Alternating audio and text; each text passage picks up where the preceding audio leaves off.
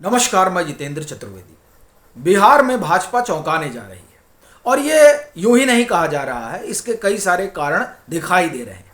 अच्छा, उसमें एक वजह भाजपा का अपना इंटरनल असेसमेंट है, जिसमें वो ये कह रही है कि वो और उसका गठबंधन बिहार में एक लंबी छलांग लगाने जा रहे हैं।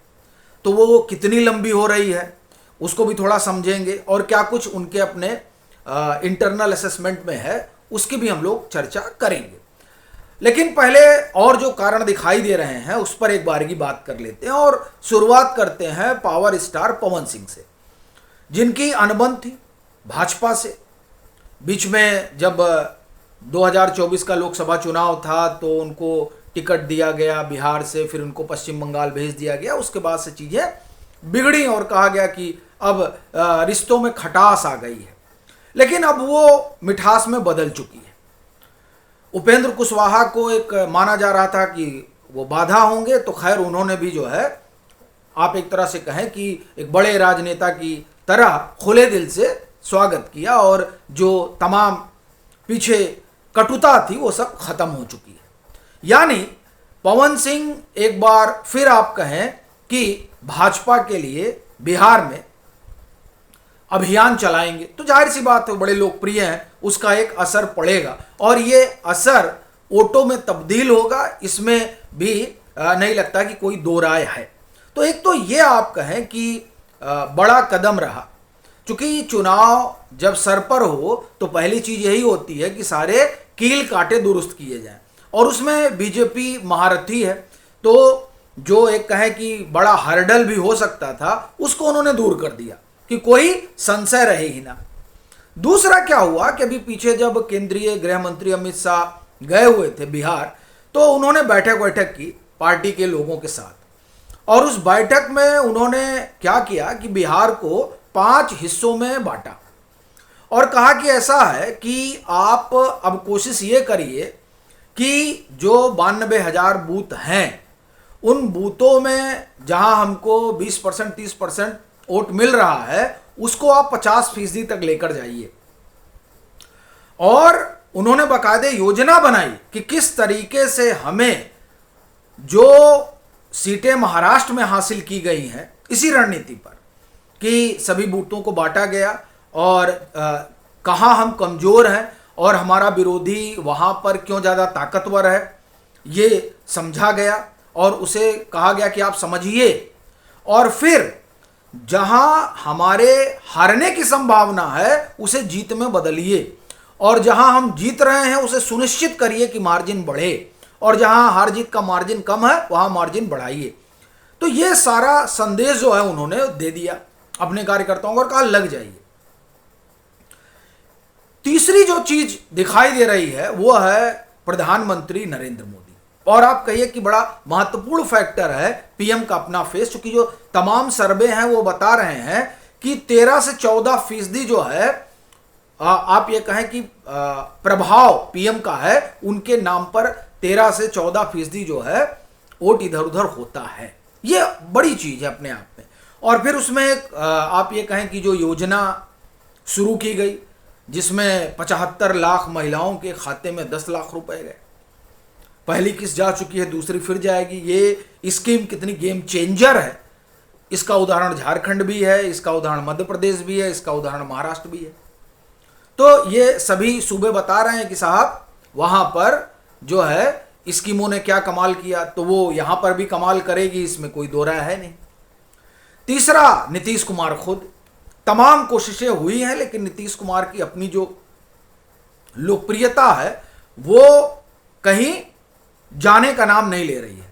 और ये जो सर्वे वगैरह हो रहे हैं उसको छोड़ दीजिए, कांग्रेस का जो सर्वे है उसमें कांग्रेस ये मान रही है कि मुख्यमंत्री चेहरे के तौर पर भले ही तेजस्वी सबसे आगे हों, लेकिन जैसे ही कंपैरिजन का मसला आता है कि तेजस्वी और नीतीश कुमार में, तो उसमें नीतीश कुमार ही अव्वल हैं, कोई दूर दूर तक टिकता नहीं है।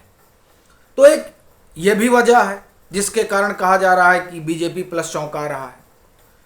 एक और चीज इसमें जुड़ी है, चिराग पासवान और उपेंद्र कुशवाहा 2020 में अलग चुनाव लड़ रहे थे, यानी वो एनडीए का हिस्सा नहीं थे, और चिराग पासवान तो बाकायदे जदयू को नुकसान ही पहुंचा रहे थे। तो इस बार वो भी बात नहीं है। आखिरी बात जो इंटरनल असेसमेंट की है उस पर मैं आता हूं। उसमें क्या कहा गया है?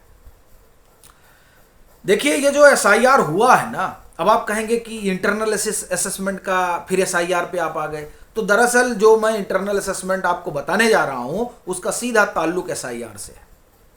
ये एसआईआर यूं ही नहीं हुआ है। इस एसआईआर की बड़ी वजह है, इस एसआईआर के जरिए मतदाता सूची को दुरुस्त किया गया है और प्रमाणिक बनाया गया है। क्यों? ये जो प्रमाणिक हुई है इसने बीजेपी गठबंधन के लिए एक, आप ये कहें कि बड़ा रास्ता इससे खुला है। क्योंकि अब जो पहले, अब देखिए आप 50 लाख 52 लाख लोग जो हैं वो किसी चाहे वो मृत्यु हो या पलायन की वजह से, माने किसी भी कारण से वो बिहार के मतदाता नहीं है, लेकिन फिर भी साहब गिनती में जो है 7 करोड़ 92 लाख वोटर हुआ करते थे, वोट पड़ते थे। इसमें बहुत सारे वोट ऐसे भी पड़ते थे जो एनडीए के लिए आप ये कहें कि ठीक नहीं थे।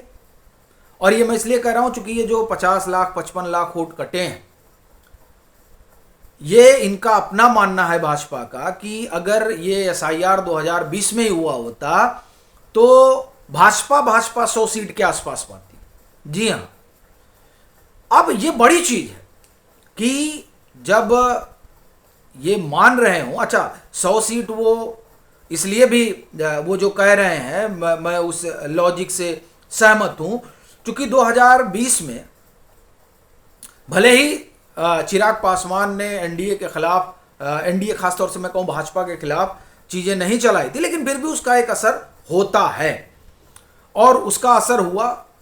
फिर उपेंद्र कुशवाहा भी नहीं थे, उसका भी एक असर हुआ। देखिए, उपेंद्र कुशवाहा का अगर आप जो उनको अलग लड़के उनको वोट वगैरह मिला है वो आप देखिए तो उससे लगता है कि अगर वो वोट प्रतिशत 2020 में जुड़ता एनडीए के साथ तो उसका फायदा जरूर भाजपा को होता और जो भाजपा 74-75 पे अटकी है वो 100 चली जाती। तो अब की बार इन लोगों का अपना मानना है कि अप्रत्याशित छलांग रहेगी गठबंधन की, और उसका एक तो बड़ा कारण यही है कि पूरा सब लोग एक छतरी के नीचे आ गए हैं, पूरा गठबंधन। दूसरा, मतदाता सूची पूरी शुद्ध हो चुकी है, तो अब कहीं दाएं बाएं वाला मसला नहीं रहेगा।